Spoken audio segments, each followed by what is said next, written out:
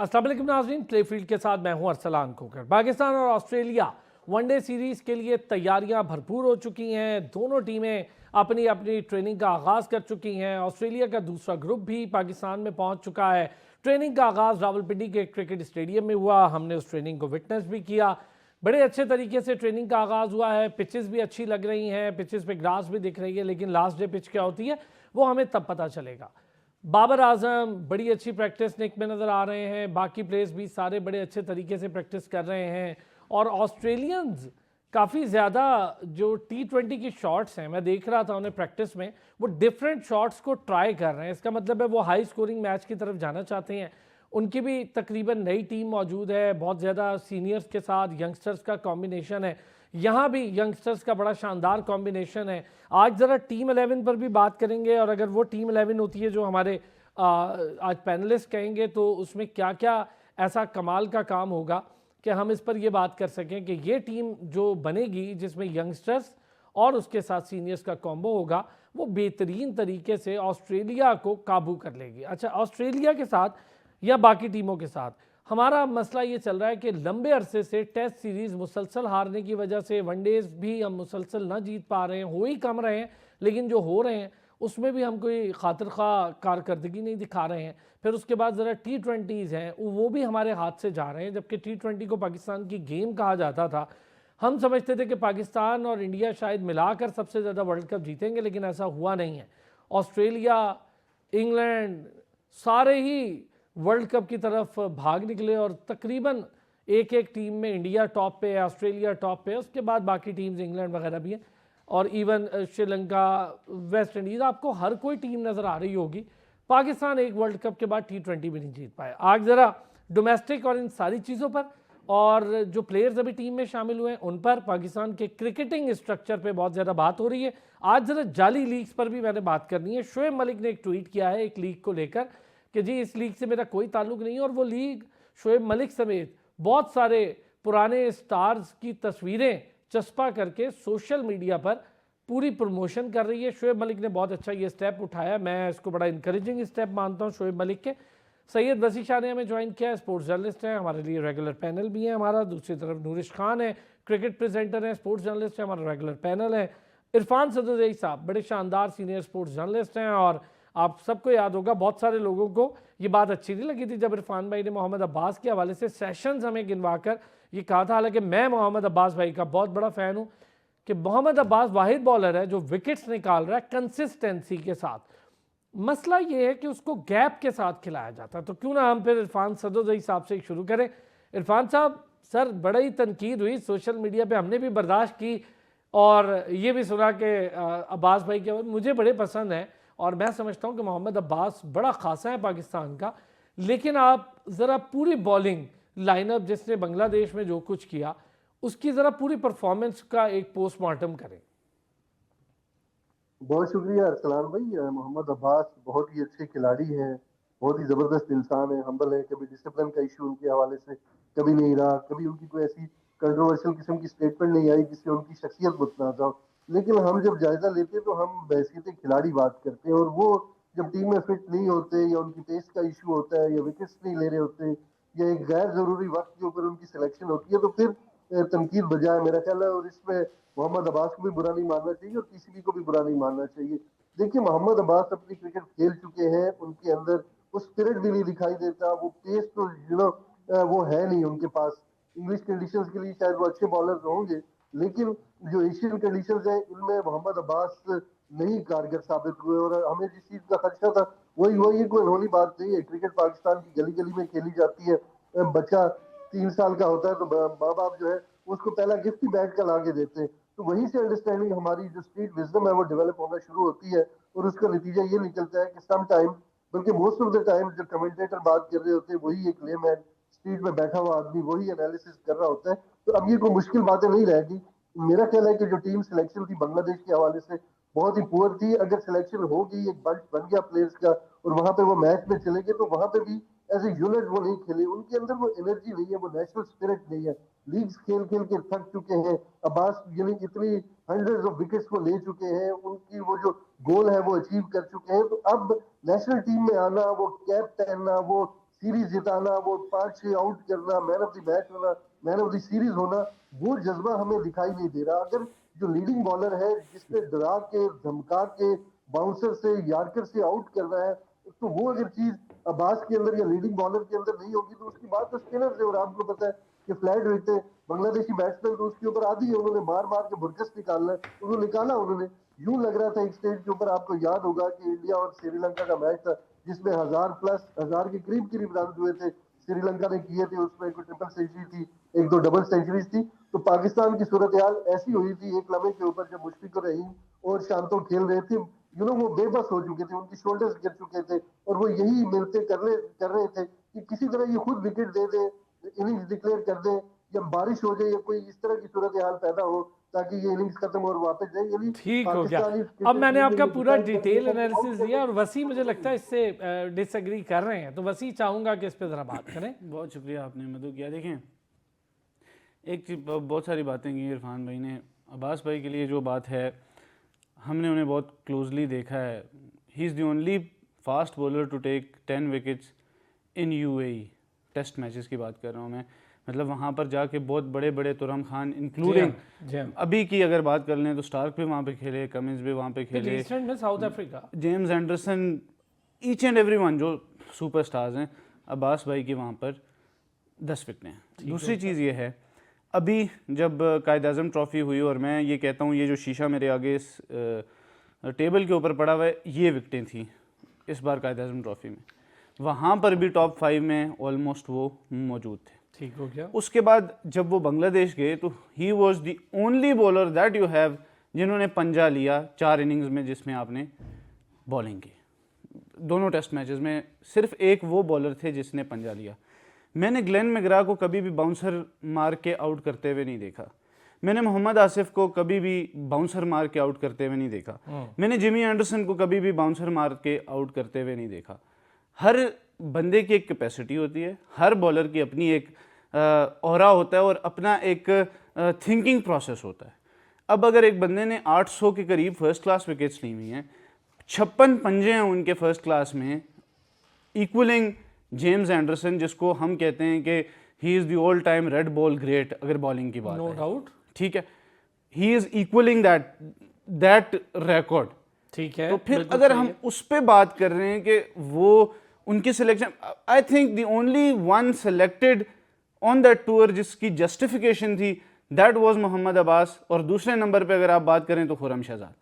फिर बात ये है, हमारा प्रॉब्लम जो है, हम the problem lies where we select our 11।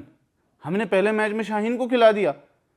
You need someone at the other end, Abbas भाई जैसे बॉलर के साथ, कि आसिफ होते थे साथ आमिर होते थे, आसिफ होते थे साथ समी होते थे, मैकग्रा होते थे साथ ब्रेट ली होते थे, और bowling in partnership is a thing that we should विकेटें पता कैसे निकलती थी। मैं एक चीज इसमें ऐड करूं, वकार वसीम थे तो कभी साथ आकिब होते थे, कभी साथ शोएब अख्तर होते थे। मतलब आप लेवल ऑफ बॉलिंग चेक देखें, अब्दुल रज़ाक और Azhar Mahmood they were out class bowlers, they were good allrounders, लेकिन उनकी जितनी भी विकेट्स हैं उनमें वसीम वकार का शायद बहुत बड़ा हाथ है। सकलैन मुश्ताक जब मिडिल ओवर्स में आते थे, हम आजकल क्यों हार रहे हैं? कभी किसी ने हम यही कह देते हैं ना, फलानी खेला, हमें एक बली का बकरा चाहिए होता है, या वो कप्तान होता है, या वो बाबर आजम होता है, या वो रिजवान होता है, या इवन चलें शाहीन की भी बात कर लें, उसकी भी परफॉर्मेंसेस तो हैं ऑफ लेट, अगर नहीं भी हैं तो ही हैव बीन कंसिस्टेंट परफॉर्मर। यहाँ तक आए हैं, PSL में परफॉर्म किया, अपनी टीम को 3 टाइटल्स वो जितवा चुके हैं, लेकिन हमें एक बली का बकरा चाहिए होता है और हम उसी पे बात करते हैं। हम ये बात क्यों नहीं करते कि आपके स्पिनर्स, साजिद खान ने क्या बॉलिंग की है? Have anybody talked about him? Noman ने क्या बॉलिंग की है? और फिर आपने अगर वहां पर घास ऊपर देख के 3 फास्ट बॉलर्स खिलाए, मैं पहले दिन से ही बात कर रहा हूं, मैं पहला दिन था टेस्ट मैच का, मैं यहाँ पे आके बैठा था और मैंने बोला था कि they have got it wrong. अच्छा, मेरी बात सुने, आपको याद होगा मैंने अपनी शुरुआत में कहा था, हमारे यहाँ ग्रीन टॉप हमने देखी टॉनी मिंग ने बनाई थी, याद है आपको? जी सर, और वहां भी वही ग्रीन टॉप टॉनी मिंग ने बनाई थी, तो धोखा हो गया। देखिए, पिच का नेचर आप बस एक हद तक चेंज कर सकते हैं। आप पर्थ की पिच पर कभी भी स्पिन ट्रैक नहीं बना सकते, जितनी भी कोशिश कर लें नहीं बन सकता। हाँ, पर्थ में 5वें दिन जाके थोड़ा स्पिन हो, वो किसी भी पिच पे हो जाए। सो हमें अपनी चीज़ों में देखना चाहिए कि हम सिलेक्शन क्या कर रहे हैं, हम अपनी 11 क्या सिलेक्ट कर रहे हैं, हमारे पास कप्तान कौन है, हम टैंडम्स में बॉलिंग कौन कर रहा है और लंबे बेहतरीन। स्पेल्स कौन हम कर रहा है। पार्टनरशिप की भी बात करेंगे। नूरिश, बॉलिंग पे ठीक है, बहुत अच्छी बात है, इरफान सदुज़ई साहब का बड़ा स्ट्रॉन्ग एनालिसिस के साथ एक व्यू है। मुझे जो एक बड़ा अच्छा लगा, रज़ाक का जिक्र किया। सचिन तेंदुलकर बहुत बड़ा नाम था उस एरा का, 15 दफ़ा रज़ाक के सामने वो आए और जब भी मौका मिला 6 दफ़ा ओडीआईज में और इसी तरह 9 दफ़ा टेस्ट में सचिन तेंदुलकर को अब्दुल रज़ाक ने आउट किया। मतलब ऐसे ऑलराउंडर्स होते थे जो आपकी पहली बॉलिंग कर रहे होते थे, पार्टनरशिप उसको कंटिन्यू और कैरी करते थे वही लेगेसी को। लेकिन अब तो हम देखते हैं कि अगर एक बॉलर अच्छी कर रहा है तो उसका दूसरा एंड अच्छा नहीं कर रहा, ये प्रॉब्लम है। देखिए, आई थिंक कि फॉर लॉन्ग पाकिस्तान के अंदर जो पाकिस्तानी टीम के साथ में एक इशू और रहा है ना इतने सारे इशूज में, वो ये रहा है कि हम एक बैलेंस्ड जो है ना बॉलिंग साइड सेलेक्ट नहीं कर पाते। और इसका क्या मतलब है, मैं इसकी मिसाल क्वेटा ग्लैडिएटर से देना चाहूंगी। पीएसएल के अंदर जिस तरीके से वो फेल हुए थे, one of the many reasons why they failed was because कि उनके पास स्पिन डिपार्टमेंट उनका बहुत टॉप नॉच था उस्मान तारिक और इनके साथ, लेकिन उसको कॉम्प्लीमेंट करने के लिए उनके पास पेस अटैक अच्छा नहीं था। जो अभी आपने मिसालें दी ना, ये लेजेंड्स हैं और इनके टाइम पर ये होता था कि ये चीज प्रॉपर, ये वाला जो बॉक्स है ये प्रॉपर टिक होता था। स्पिनर्स भी उतने ही अच्छे परफॉर्म करते थे और उसको कॉम्प्लीमेंट करने के लिए पेसर्स की परफॉर्मेंस होती थी। एंड देन उसके साथ साथ उस टाइम पे हमारे पास जो है ना वो ये इशू तो फिर पाकिस्तान के तो काफी से रहा है, लेकिन उस टाइम पे इतना प्रोमिनेंट ये नहीं था कि जो बॉलर्स होते हैं उन पे रिस्पॉन्सिबिलिटी डाल दी जाती थी जबरदस्ती कि आपको बैटिंग भी करनी है। वो खुद स्टेप अप करते थे जब टाइम आता था, उन पे जबरदस्ती इम्पोज नहीं किया जाता था कि आपने जाके बैटिंग करनी। तो फिर उस टाइम पे हमारे पास प्रॉपर ऑलराउंडर्स आते थे और वो ऑलराउंडर्स होते थे जो बाकी टीम को जो है ना नियर इम्पॉसिबल सिचुएशन से निकाल सकते थे। आज के दौर में हमारे पास क्या है, हम कन्वेंशनल नॉर्म्स पे जा रहे हैं, उसकी वजह से ना हमारे पास पेस अटैक प्रॉपर आ रही है, ना स्पिन को हम प्रॉपर जो है ना बैलेंस कर पा रहे हैं। कॉम्प्लीमेंट करने के लिए हमारे पास अगर एक अच्छा पेयर होगा ना, तो आई थिंक कि चीजें पाकिस्तान के लिए पेस अटैक की जो हम इतनी बातें कर रहे होते हैं ये भी आई थिंक सॉल्व हो जाएगा। इस पे तो हमने खैर बहुत डिटेल डिस्कशन की है। बट जो स्पिन और पेस का एक वो होता है ना, कॉम्बिनेशन होती है प्रॉपर, कि जितनी स्ट्रॉन्ग आपकी स्पिन अटैक है उतनी स्ट्रॉन्ग आपका पेस अटैक है। और देन उसके साथ एक और इशू ये आता है कि राइट टाइम पे राइट डिसीजन लेने का। जब हमारे पेसर्स विकेट लेके हमें मोमेंटम देते थे तो उस टाइम पे हम स्पिनर को लगा के सारा मोमेंटम दूसरी तरफ शिफ्ट कर देते हैं। तो ये भी कुछ एरर्स इश्यूज हैं कि जिसमें हम लोग जो है ना वो नहीं कर पा रहे उसकी वजह से। और फिर जैसे मैंने काफी दफा आपके शो पर भी दोबारा एक बात कहना चाहूंगी कि मिडिल ऑर्डर क्राइसिस हमारा तब सॉल्व होगा जब हम मिडिल ऑर्डर स्पेशलिस्ट बैटर्स लेके जाएंगे, ना कि जबरदस्ती बॉलर्स को ऑलराउंडर्स में ठीक हो गया। मैं इस पे एक ब्रेक के बाद ज़रा डिटेल और डिस्कशन, टेक्निकल डिस्कशन आज करेंगे। दूसरा हम ज़रा बात करेंगे, बहुत लंबा अरसा हो गया हम एक चीज़ देख रहे हैं कि हमारी कप्तानी के ऊपर इतने सवालात हैं। बार बार कभी T20 का कप्तान बदल के देख लिया, ODI का कप्तान बार बार बदल लिया, अब टेस्ट का कप्तान एक था, पिछला पूरा सर्किल रहा, उसकी परफॉर्मेंस नहीं थी। तो इस सर्किल के स्टार्ट से, यानी जो टेस्ट चैंपियनशिप है, ये स्टार्ट होने से पहले पूरा राउंड मेरा ख्याल है हमें रिव्यू कर लेना चाहिए था बोर्ड के बतौर बोर्ड, लेकिन रिव्यू नहीं हुआ, कब बैक किया गया। पहली सीरीज़ हम खेलने जा रहे हैं बांग्लादेश और इतने बुरे तरीके से बांग्लादेश से हार के आ गए, यहाँ वो हरा गए, पूरी दुनिया में जगह साई हो रही है और हमारी क्रिकेट पर बहुत सवाल हो रहे हैं। ज़रा कैप्टनसी को लेकर भी बात करेंगे। सलमान अली आगा की इतलात क्यों आ रही हैं कि वो बड़े मजबूत कैंडिडेट हैं कैप्टनसी के, ऐसा क्या कर लिया उन्होंने T20 में कि हम कहें बहुत ही मजबूत कप्तान है और उनकी कप्तानी देख के तो हम बड़े ही इंप्रेस हो। एक बार फिर खुशामदीद कहेंगे, कैप्टन्स को लेके बात करेंगे। बार बार हम कप्तान, इतने कप्तान तब्दील किए T20 के, और कुछ तो म्यूजिकल चेयर जैसे एक टाइम पे ज़का अशरफ और नजम सेठी साहब के दरमियान चलने के लिए थी, ऐसे ही हमारी कप्तानों के चलने के लिए शादाब आएगा, रिजवान आएगा, शाहीन आएगा, बाबर आएगा। फिर इनसे हटे तो एक कप्तान आया, उसको टाइम मिला, उसको बहुत सारी सीरीज़ मिल गई, सलमान अली आगा को एशिया कप फलाना ये वो और बहुत कुछ उन्हें मिल गया बतौर कप्तान। लेकिन हम कोई फ़ायदा बतौर T20 कैप्टन नहीं देख पाए उनके प्रेजेंस का भी। अच्छा, फिर कप्तानी के रमूज जो होते हैं उस पर इतनी बहस, ये सारी चीज़ें आखिर क्यों हो रही हैं वसी? और कप्तान अब फिर सलमान अली आगा की बाज़गश्त हम सुन रहे हैं कि जी टेस्ट के लिए सबसे तगड़े कैंडिडेट हैं, यही बस हमारे पास कैप्टनसी फीचर्स हैं। लेकिन जब आपकी T20 जो लीग है, सबसे बेस्ट लीग जो PSL होती है, उसमें आप सऊद शकील को एक टीम का कप्तान बना देते हैं, तो फिर आप अपना ट्रेडमार्क क्या सेट कर रहे हैं, यू कैन सी दैट। कि मैं हमेशा ये कहता हूँ कि सऊद शकील की किसी भी तरीके से अगर पाकिस्तान क्रिकेट बहुत ही नीचे चली जाए, फिर भी उसकी नेशनल T20 टीम में जगह तो बनती ही नहीं है, कप्तान तो बहुत दूर की बात है। हमने उसे कप्तान बनाया हुआ है, फिर कराची किंग्स वालों ने वार्नर को कप्तान बनाया हुआ है। तो हमने अपने प्लेयर्स को रेडी करना ही नहीं सीखा और ना हम करना चाहते हैं। विकेट कीपर्स के साथ भी हम यही करते हैं, बॉलर्स के साथ भी हम यही करते हैं। और विकेट कीपर्स के अलावा जो बॉलर्स हैं ना, अगर मैं आपको बताऊं ना कि एक फास्ट बॉलर अगर एक टीम में खेलता ना तो और सब तो बाहर बैठे रहते। जैसे अब एक स्पिनर, एक रिस्ट स्पिनर की होती है जगह, तो सुफियान मुकीम जैसा बंदा हमने बाहर बिठाया हुआ है, ठीक है। तो हमने अपने, अब मुझे ये बताएं कि सलमान अली आगा पे जाके अकड़ बकड़ बम्बे बो सलमान अली आगा पे क्यों रुकता है? क्योंकि आपके पास और कोई है ही नहीं।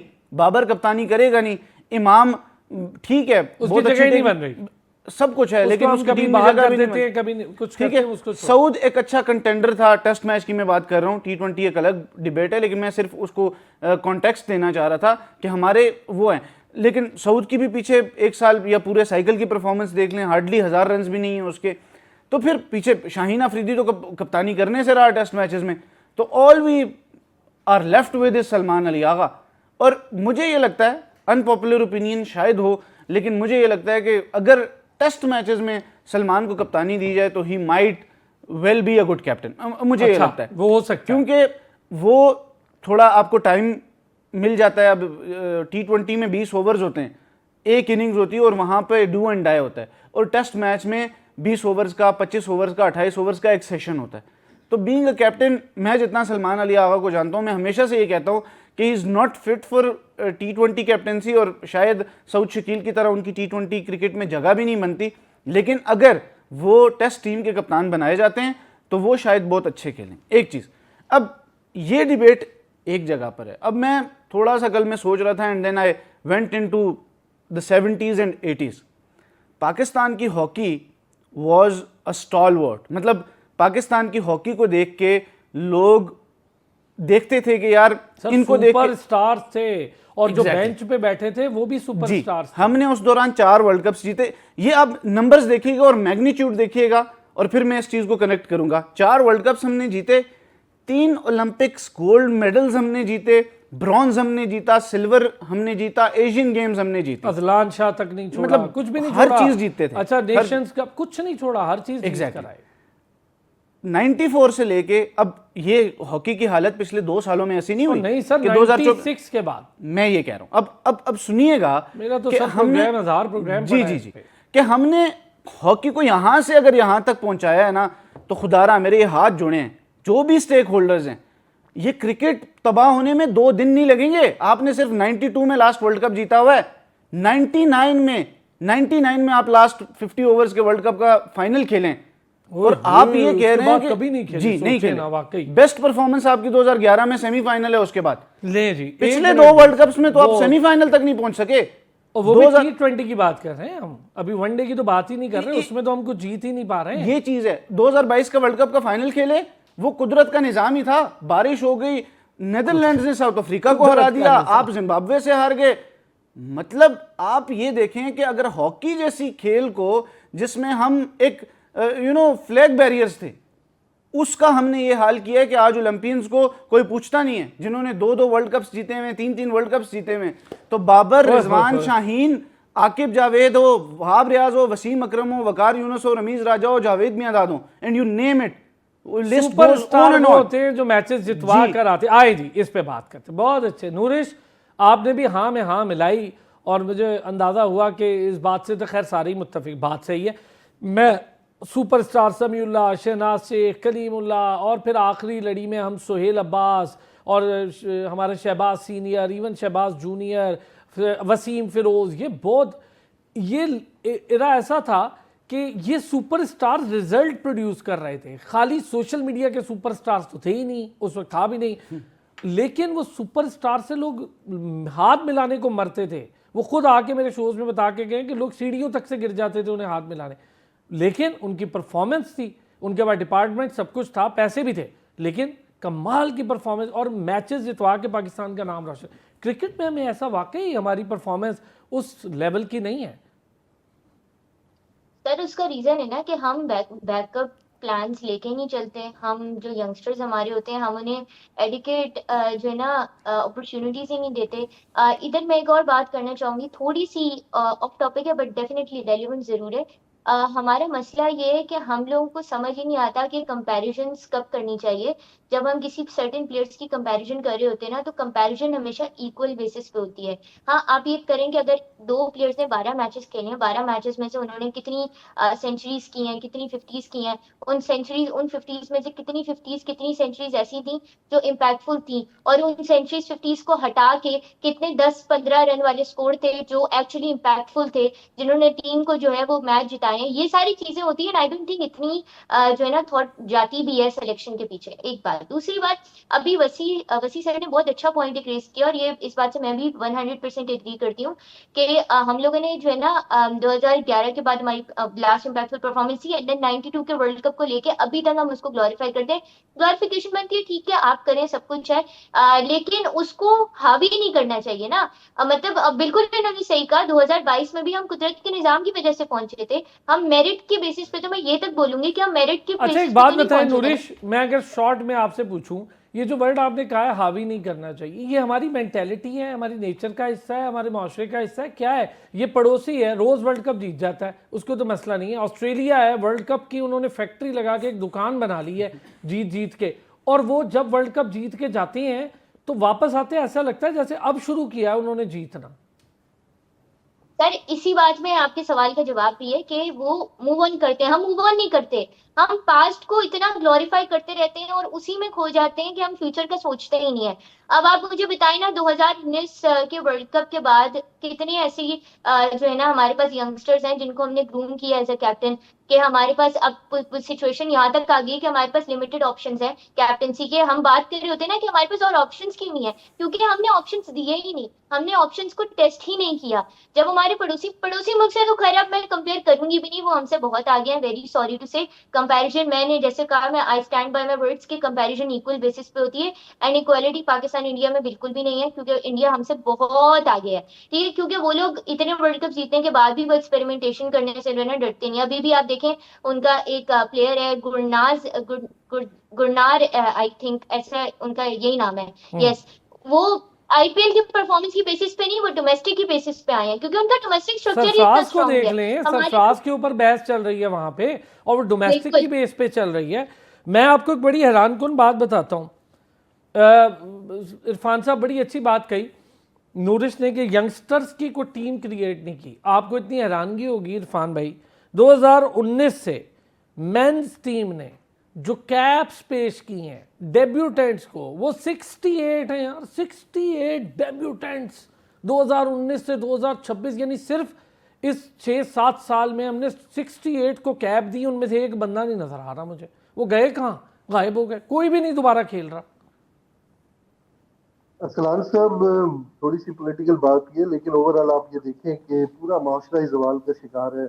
आप चाहे एजुकेशन का मैदान देख लें, पॉलिटिकल जो इदारे हैं हमारे, उनका परफॉर्मेंस देख लें। अब आप ये कह रहे हैं कि यूथ को हम स्पेस नहीं दे रहे, तो अभी 28th अमेंडमेंट आ रही है, और उस पर सबसे पहला जो उन्होंने पॉइंट ये रखा हुआ है कि जो नौजवान है उनकी जो वोट की हद है वो 25 साल कर दी जाए, यानी वो 18 साल के बाद 22, 23, 24 साल तक वो डिसीजन लेने की पोजीशन में नहीं होते, इतनी उनकी विजडम नहीं होती। तो आप ये अंदाजा लगाएं कि हम लोगों को इंक्लूसिवनेस की तरफ ला रहे हैं, या हम उनको इस सिस्टम से बाहर करने की कोशिश कर रहे हैं। तो जब नौजवानों के ऊपर आपका इतमाद ही नहीं होगा तो फिर सोसाइटी आगे कैसे चलेगी?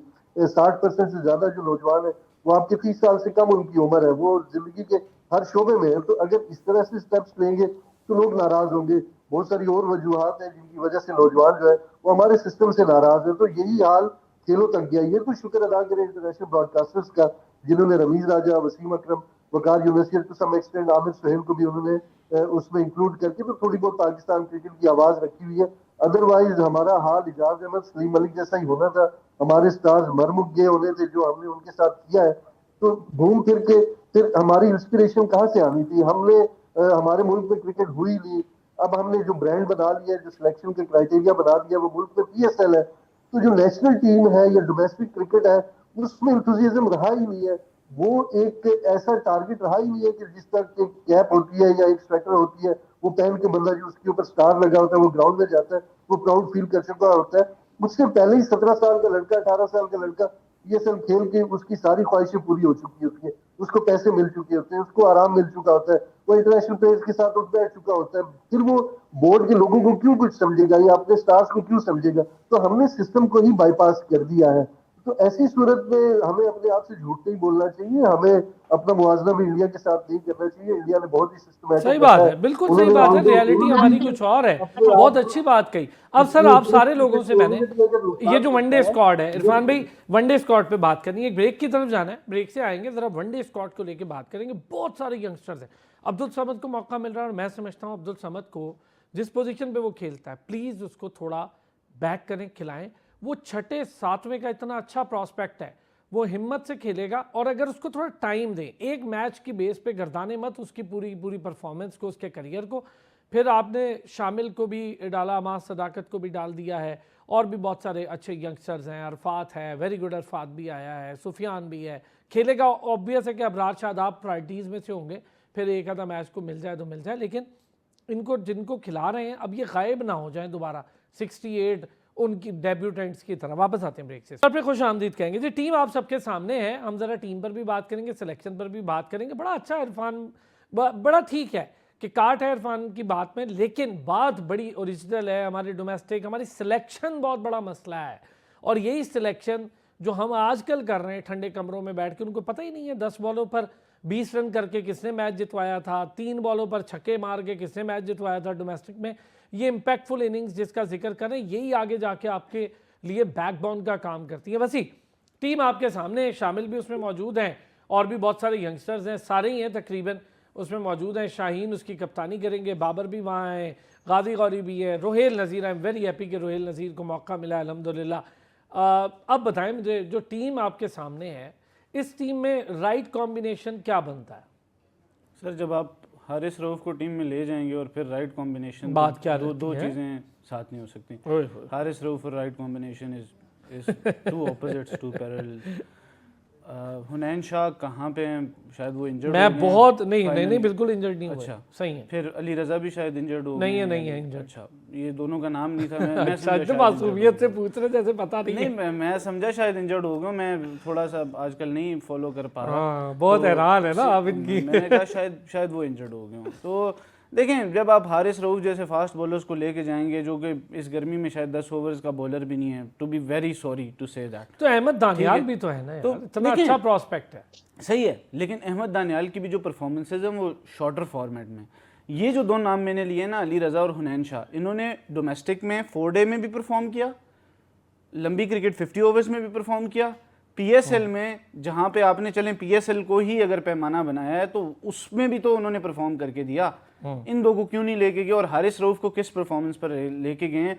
फिर बात वही इरफान सदुजई साहब वाली आती है कि आप जब बुनियाद ही ठीक नहीं रखेंगे, आपके पास टीम ही ठीक नहीं होगी, तो फिर कॉम्बिनेशन कहाँ से बनाएंगे, फिर आप प्लानिंग कहाँ से करेंगे, और फिर आप मैचेस कहाँ से जीतेंगे?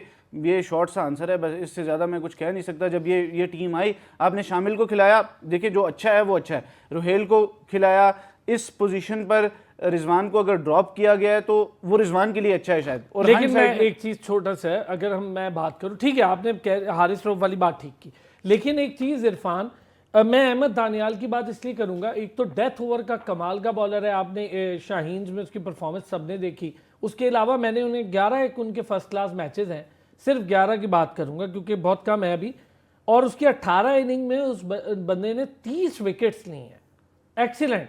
और आप ज़रा उनकी जाके इकॉनमी रेट देखेंगे 3.89 है, और ये बहुत बड़ी बात होती है। 34 रन दे के 5 विकेट्स भी उनकी बेस्ट हैं, और ये बड़ी अच्छी चीज़ है, वो बड़ा अच्छा बॉलर है। लेकिन वही बात, एक अच्छा बॉलर खिलाएंगे, उसके साथ हारिस रऊफ होगा, शाहीन होगा, फिर क्या होगा? असलान देखिए, दानियाल अच्छा बॉलर है, सुफियान मुकीम अच्छा बॉलर है, इनको आप लंबा खिलाएं। देखिए आप नुमान अली को इतना लेट लेके आए क्रिकेट टीम में, ऑल्दो सही है, एक स्पिन के लिए मेरा ख्याल है कि आपको बहुत लंबे अरसे तक बॉल कर के आपको परफेक्शन लाना होती है। आप इतनी एक्यूरेसी आपको डेवलप करना होती है कि आप 3 इंच का जो सर्कल है, अगर आप वो लगाए तो आपको उसमें बॉल पिच करनी पड़े तो आप उसमें बॉल पिच करने के काबिल हो, इतनी एक्यूरेसी होनी चाहिए। चलिए स्पिन बॉलर को तो ये मार्जिन दिया जा सकता है, लेकिन मीडियम पेसर्स को या इस तरह के फास्ट बॉलर्स को उनको अर्ली खिलाएं, उनके अंदर एनर्जी होती है, उनके अंदर पेस होती है, चले वो 2-4 साल अगर क्रिकेट खेल जाते हैं तो उनको देखा देखी और बहुत सारे फास्ट बॉलर्स डेवलप हो जाते हैं। मैं स्पिन बॉल करता था, लेकिन जब मैं टेप बॉल खेलता था तो मैं तेज बॉल करता था, क्योंकि मैं वकार यूनुस को देखता था, मैं शुएब अख्तर को देखता था, तो दिल करता था कि विकेट फाड़ के निकल जाएगी, सही बात। इतनी तेज बॉल करो बैट्समैन को जख्मी कर दे। तो एक इंस्पायर होते थे हम बॉलर से। तो चले अगर आप इसी तरह सेक्रीफाइस कर रहे हैं तो 2-4 फास्ट बॉलर को 2-4 साल खिला के आप बेशक उनको टीम से ड्रॉप करें, ताकि नए आने वाले लोग जो है वो देखें, बच्चे स्कूल क्रिकेट है, यूनिवर्सिटी क्रिकेट है, इनमें थोड़ा सा आगे निकले। लेकिन दूसरी एक बात मैं कहना चाहता हूँ कि जब हमारे कोचेज, ठीक है, वो अपना काम करके बच्चों को ग्राउंड में भेज देते हैं जब, लेकिन उसके बाद जब टीम खेल रही होती है और वो बाहर लैपटॉप और वो पेन कॉपी पकड़ के बैठे होते हैं, तो वहां उस वक्त वो क्या नोटिस कर रहे होते हैं। आप सिर्फ ये देखिए, एक सर, चीज तो उनको नेटफ्लिक्स जरूर नोटिस करनी चाहिए, नेटफ्लिक्स कोई भी देखते हैं। वेरी सीरियस नोट, जब कोई भी बैट्समैन हमारा 40 के बाद 50 तक पहुंचने के लिए कितनी बॉलें कंज्यूम करता है, आप इससे उसकी नफ्सियात का अंदाजा लगा सकते सही, बहुत हो कि अच्छे। उसके नजदीक पर्सनल गोल इंपॉर्टेंट है या टीम का टारगेट इंपॉर्टेंट है। और उसके बाद वो 50 के अगर वो 50 को पहुंचता है तो फिर 50 और 60 के बीच में वो क्यों आउट हो जाता है, उसकी हिट बहुत अच्छे। उसने किस तरह की मारी होती है, उसकी मेंटल स्ट्रेंथ क्या होती है। फिर उसके बाद जब वो 100 के करीब पहुंचता है तो 80 के बाद वो 40-40 बॉलें कंज्यूम कर देता है 100 तक पहुंचने के लिए। फिर वो 90s में जाके नर्वस हो जाता है और उसके बाद जब वो 100 करता है तो वो आउट हो जाता है। तो ये इसका मतलब है कि हम मेंटली बहुत वीक है, हमें बहुत काम करने की जरूरत है, हमें लड़कों को थोड़ा सा पढ़ाने की जरूरत है। और लीडरशिप देखिए एक दिन का काम नहीं है। सलमान अली आगा है या कोई है, शादाब के लिए आप जितना मर्जी जोर लगा ले, सकलैन मुश्ताक है, बाकी लोग लॉबिंग कर ले, हमें मालूम है कि शाहिद खान अफरीदी ने अपने दामाद के लिए कितना जोर लगाया। क्यों आप अपने लोगों को कप्तान बनाना चाहते हैं, क्या हासिल करना चाहते हैं? चंद पैसे बढ़ जाएंगे, थोड़ा सा एक लुक्रेटिव पोजीशन है, सर, इस वजह से आप उनके लिए पर्क्स एंड position कर रहे हैं। प्रिविलेजेस। आप टैलेंट को आगे आने दें, उसमें से लोगों को लेके आए। अब्दुल्ला शफीक को आपने कहाँ घुमा दिया, बहुत अच्छा लड़का, वो आपका संजू सैमसन है पाकिस्तान का, मैं आपको अभी बता रहा हूँ, आप उसको खिलाएं, अभी उसके पास बहुत टाइम है, वो फेल होता भी है तो कोई बात नहीं। इसी तरह मेंडिस था श्रीलंका का, आप ये देखिए कि उसकी 30-30 मैच वो फेल हुआ है, उसकी 50 नहीं है 30-30 मैचों में, लेकिन उन्हें पता था ये टैलेंट है, इसके अंदर टेम्परामेंट है, हम इसे खिलाएं, कॉन्फिडेंस देना होता है। तो वो उन्होंने कॉन्फिडेंस दिया, वो प्रूव हुआ। संजू सैमसन देखिए अब उसकी एज थोड़ी ज्यादा हो चुकी है, लेकिन वो इतना मेच्योर प्लेयर कि वो अफसोस कर रहे होंगे कि यार हमने इसको पहले कंटिन्यूस क्यों नहीं चांसेस दिए। तो मेरा ख्याल है कि अब्दुल्ला शफीक के साथ भी ज्यादती होगी कि अगर हमने उसको फेलियर के बावजूद ना खिलाया। परफेक्ट बैट्समैन अच्छा है, बहुत तो अच्छा एनालिसिस। मुझे ज्यादा मजा आपके जो टेक्निकल एनालिसिस था ना, ये बहुत अच्छा था कि 40 से और उनके आउट होने के 60 रन के बीच की जरा बॉल्स देखें, उसकी एवरेज देखें, उसका इम्पैक्ट देखें। अगर 50 किया है तो 50 पर्सनल माइलस्टोन था या टीम के लिए किया है, जब टीम को 3 बॉलों पर 8-10 रन की जरूरत थी। ये बड़ी अच्छी, बहुत मजे की बात आपने कही है। नूरिश, मैं चाहूंगा इस पे आपका भी व्यू। बिल्कुल सही बात की इन्होंने, और यही बात होती है जब आप इम्पैक्टफुल परफॉर्मेंसेस की बात करते हैं। अगेन मैं बाबर आजम का यहाँ पे कोट इसलिए करना चाहूंगी क्योंकि नथिंग अगेंस्ट बाबर, इनफैक्ट मैं उनकी खुद भी बहुत बड़ी मतलब फैन रही हूँ जब before that, but not a blind fan. और बात ये होती है कि जैसे बाबर की मैं मिसाल यहाँ पे इसलिए देना चाहूंगी कि अगर उनकी इतनी सारी T20 सेंचुरीज हैं, तो T20 में से कितनी होम सेंचुरीज हैं, कितनी अवे सेंचुरीज हैं। देखिए ये वो पॉइंट्स होते हैं, ये टेक्निकल बातें देखिए हम लोग इस शो पे कर रहे हैं, ये चीजें सेलेक्टर्स को देखनी चाहिए, ये चीजें जो है ना कोचिंग स्टाफ को देखनी चाहिए कि वो किस तरीके से ये चीज प्लेयर्स के माइंड में इनकॉर्पोरेट करें कि इस तरीके से आपको अपनी जो पूरी, जैसे अगर आप सेंचुरी का माइंड लेके जा रहे हो तो आपको पूरा डिवाइड करना पड़ता है, ऑर्गेनाइज करना पड़ता है कि पहली 25 बॉल्स मैंने कैसे खेलनी है, अगली 25 बॉल्स मैंने किस से खेलनी है, देन उसके बाद की 25 बॉल्स कैसे खेलनी है। तो ये जब आप डिवाइड करके चलते हो, ऑर्गेनाइज करके चलते हो, तो it really shows in your batting. And then उसके अलावा अरसलान भाई, एक चीज और जो मैंने मतलब एनालाइज किया पिछले दिनों में, टेस्ट मैचेस देख के, पिछली परफॉर्मेंसेस, PSL में भी इनफैक्ट देख के परफॉर्मेंसेस, वो ये कि हमारे बैटर्स को कुछ नहीं पता होता कि कब कौन से टाइम पे क्या शॉट खेलना है। जहां उनको वर्टिकल शॉट्स खेलने होते हैं वो हॉरिजॉन्टल शॉट्स खेल रहे होते हैं, और स्पेशली क्रॉस बैट शॉट्स के साथ हमारे बैटर्स बहुत ज्यादा स्ट्रगल करते हैं। टेस्ट मैच में अभी जो रिसेंट बांग्लादेश के अगेंस्ट सीरीज हुई है, इसमें बहुत बुरी तरह से ये एक वीकनेस हमारी एक्सपोज हुई है। और needless to say but short pitch और बाउंसर्स तो वैसे ही हमारे बैटर्स की ever since the dawn of cricket मैं इस बात से ना मेटाफोरिकली इरफान बात की करें। 200% अग्री हूँ। हमने खुद देखा हुआ है, फर्स्ट क्लास में एक बड़ा कमाल का बॉलर था कराची का, लाल फराज, और उसकी पेस एक्सट्रीम पेस थी। हैदराबाद का था साकिब यूनुस। अच्छा, उसकी एक्सट्रीम पेस थी। शोएब अख्तर के नाम ये बॉलर्स का कंपटीशन चल रहा था, मोहम्मद जाहिद, शोएब अख्तर, साकिब यूनुस, लाल फराज और ऐसे बॉलर्स 4 थे। इनकी एक्सट्रीम पेस थी, एक्सट्रीम पेस। लाल फराज को मैंने खुद अपने अगेंस्ट खेलते देखा और मतलब मैं एक बात कह रहा हूँ, उसमें खालिद लतीफ़ बहुत एक अच्छा नाम जो पाकिस्तान से भी खेले हैं। मैं खालिद एक ही टीम में थे, तो हम खेल रहे थे उस टीम से। और लाल, हालांकि ये सब कराची से थे लेकिन एक टीम बनी। लाल ने खालिद लतीफ़ को 3 बॉलें हेलमेट पे मारी। हालांकि उसके हुक और पुल कमाल थे, लेकिन वो मार कर आउट किया, उसने डरा कर आउट किया। अच्छा, चूंकि मेरे हुक और पुल बहुत अच्छे थे तो मैंने उससे इज्तनाब किया और मैंने उसकी बॉल को लेफ्ट करना शुरू किया। और इसमें मेरे कोच का बहुत बड़ा रोल था, राशिद भाई, अल्लाह ने जन्नत नसीब करे, अब्दुल वहीद राशिद। उन्होंने उसी वक्त इशारा करके मुझे कहा कि कोई हुक नहीं, कोई पुल नहीं, बैठना है, बॉल को लीव करना है, इसके बहुत पेस है, करीब से बॉल उठ रही है, हुक नहीं। ये होते हैं कोचेस, ये होते हैं प्लेयर्स और ये होते हैं बॉलर्स।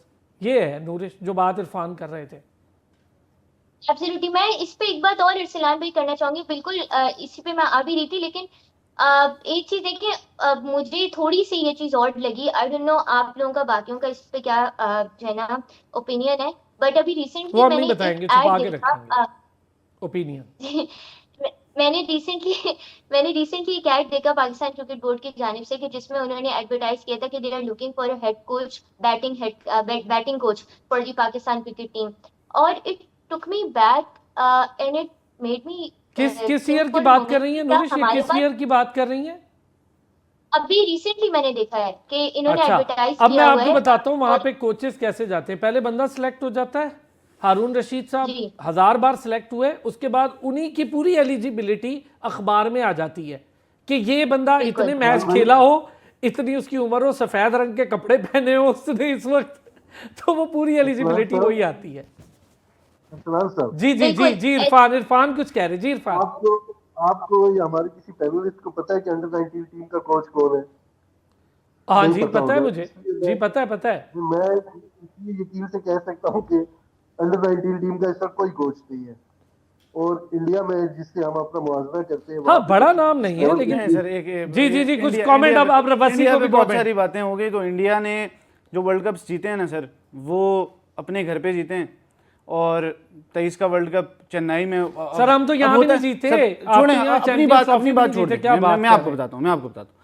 देखें, चेन्नई में मैच होता है ऑस्ट्रेलिया के खिलाफ, सरप्राइजिंग, और सबसे बेस्ट टीम जो स्पिनिंग चलें कह लें, नहीं लेकिन बात उनकी अफगानिस्तान। ठीक है, अंडर 19 में शाहिद अनवर कोचिंग कर रहे हैं, हम सबको पता है कि लेकिन देखें, शाहिद से बेहतर था देखें, यूनुस खान को लगा। मेरी बात सुन। अच्छा सर, हमने टाइम शॉर्ट है, 2006 मैं आपकी के बात बाद फिर सुनूंगा। टाइम शॉर्ट है, इस पे बड़ी बहस होनी चाहिए थी, अब बहस शुरू हुई है। आज का प्रोग्राम बड़ा मजे का टेक्निकल एनालिसिस का हुआ है। नूरिश thank you so much, Irfan Sadozai साहब thank you so much, Wasiq Shah साहब बहुत शुक्रिया। कल फिर होगी मुलाकात, अपना ख्याल रखिएगा।